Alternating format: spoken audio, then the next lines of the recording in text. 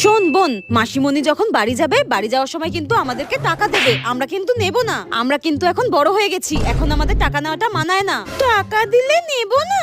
না, মা কিন্তু বারবার করে বলে দিয়েছে মাসিমণি যখন বাড়ি যাবে তখন টাকা দিলে আমাদের নিতে না। আমরা কিন্তু নেব না বোন। ও, মা বলে দিয়েছে টাকা দিলে নিতে না? তাহলে নিয়ে যদি মা তো দুমদুম করে মারবে। যাই, কাপটা রেখে দিয়ে আসি। ঠিক আছে দিদি, মাসিমণি যদি টাকা দেয় তাহলে নেব না। হ্যাঁ, আমিও নেব না। তুই না নিলে আমিও নেব না। ঠিক আছে। হ্যাঁ, তার মানে আমি যতই টাকা দিয়ে যাই না কেন এরা নেবে না? আমি তো ভেবেছিলাম এদের 20 টাকার একটা নোট ধরিয়ে দেব, 10 টাকা 10 টাকা করে ভাগ করে নেবে। কিন্তু এখন তো আমার কাছে যা আছে সবটা দিয়ে দেব, যাতে আমাকে মহান ভাবে।